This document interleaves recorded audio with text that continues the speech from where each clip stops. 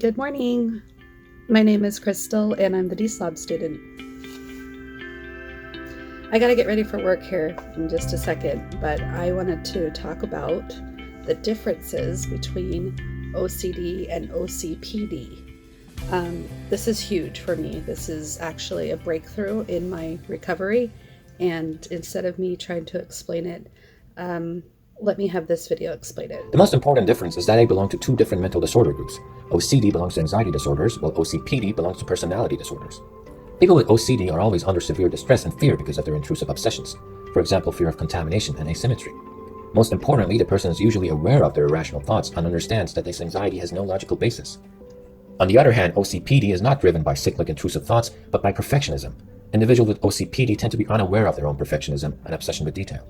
This lack of self-awareness is actually what makes the two disorders so different. People with OCPD view their thoughts as part of who they are, see their methods as the only correct way, may find pleasure or benefit in completing compulsive tasks, and may see their perfectionism as a good thing. So let me hurry and get ready for work, and maybe I'll talk to you from the road. That way we can talk about what all this means for me, okay? Good morning. Look at the beautiful sunrise with me. Isn't that beautiful? I'm headed to work at my church job this morning.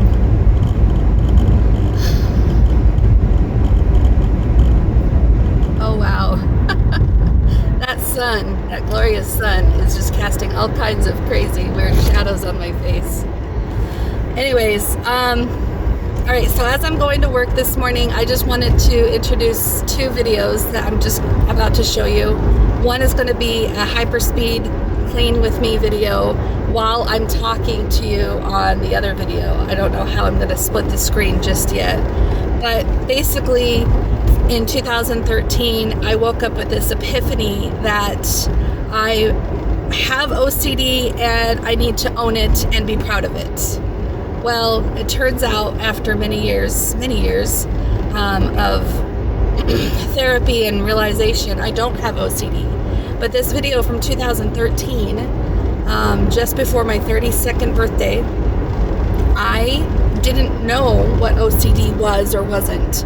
I assumed it was that deep need for perfectionism, and this all or nothing thinking was getting in my way. And so with the ADHD piece, I kept failing over and over again.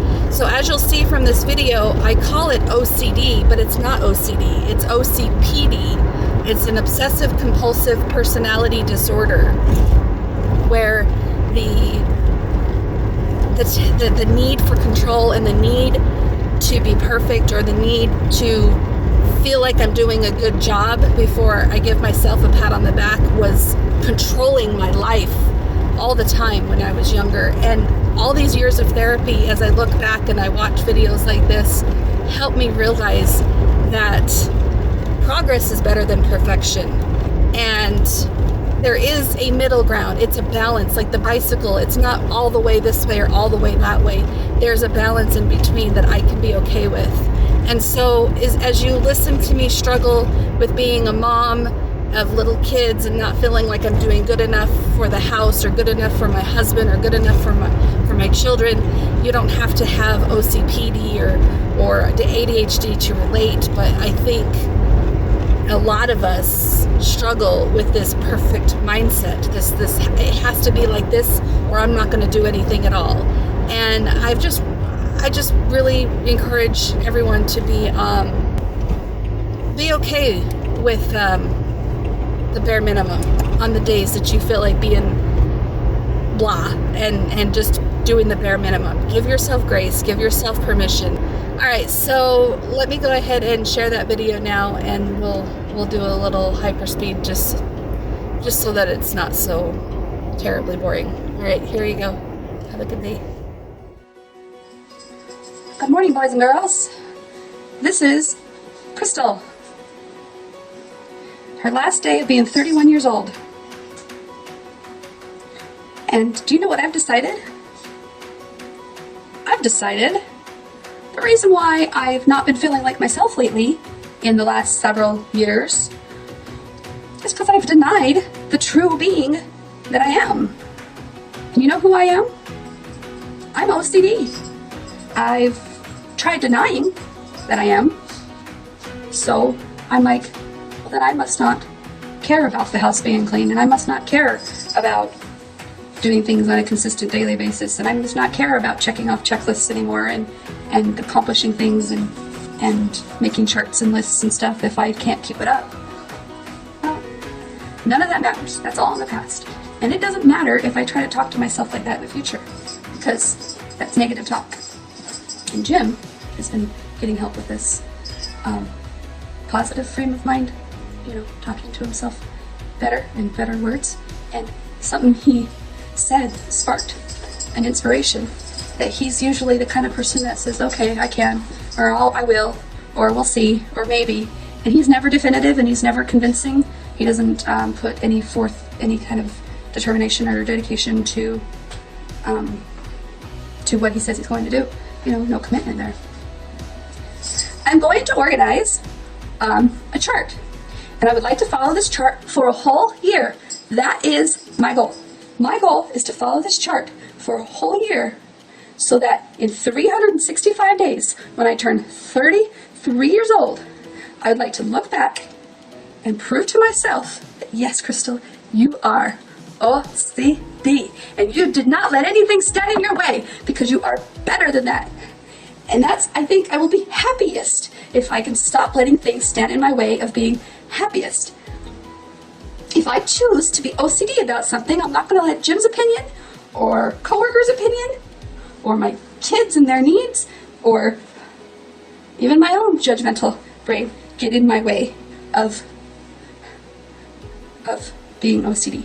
I want to make a chart, and it'll have at least 10 things on there of all the things I want to do on a consistent basis. Now, I think the other day I mentioned that there's some things I want to do every day, and those are like some of the things I want to put on this list. But if you take a look at my life, you will realize I am not very good at doing things every day.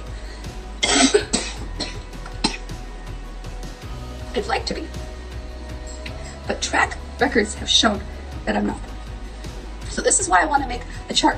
My chart is going to have those 10 things or more that will say, feed the dogs. I would love to check that one off every morning, and then I'll have it down there below for every evening.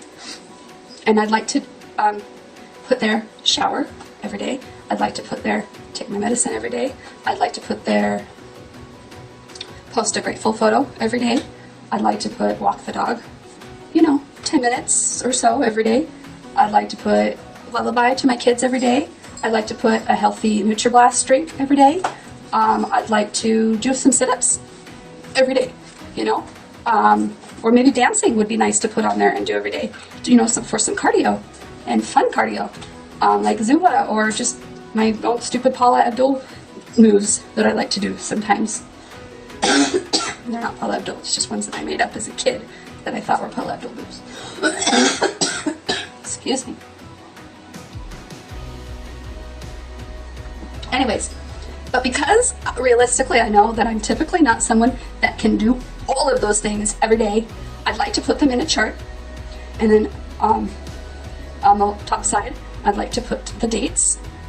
For like example, April 20th will be my first day tomorrow, till May 20th might be a good way of doing it. So it's a whole month right there on one page, and then a bunch of squares, and if I did it, I cross it off. And if I look at it at a glance after a whole month, I will see how many gaps I have for like taking a shower. Hopefully it won't be 20 gaps of no showers. In 30 days, I'd hope that I took more than 10 showers. You know what I'm saying? I'd like to see a lot of checks so that I can prove to myself that I am organized and I am consistent. Not all these things I'd like to be consistent with. And I am dedicated to being organized and consistent. And I'm dedicated to me and the stuff I'd like to do every day. I'm dedicated to my happiness. I'm dedicated to my health. I'm dedicated to my marriage and my kids and improving. I'm dedicated to overcoming whatever anxieties I have about just getting up and working, or getting up and working on my house, or hanging out with my kids. I mean, it's not that I don't like hanging out with my kids, but sometimes I feel that if I give them too much attention, that they will ask too much of me. Like, if I play one game with them, I get done playing the game, they're gonna say, well, Mom, now can we play my game? Okay, what's your game? My game is to take our bikes to the park and run around and chase each other, and you can see if you can find me, you know.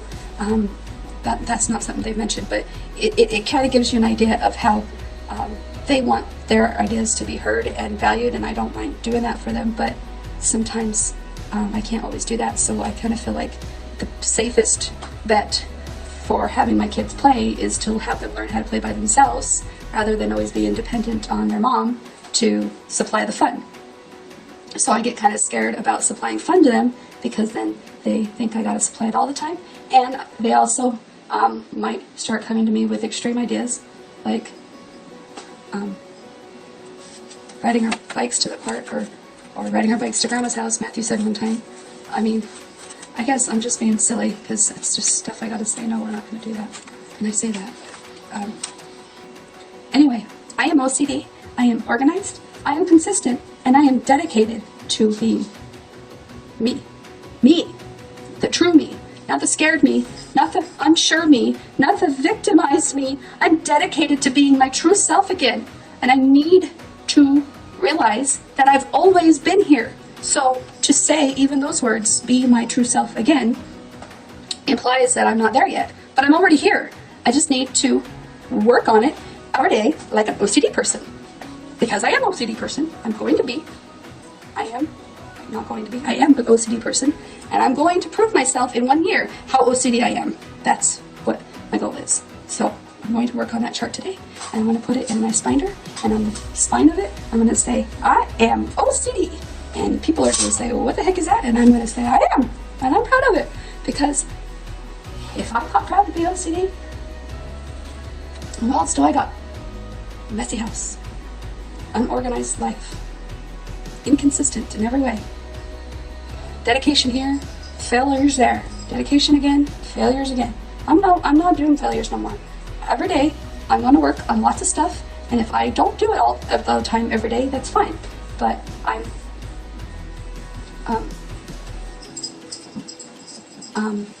consistency comes in many generalities. Some people say consistent is daily. Some people say consistent is weekly. Some people say consistent is yearly.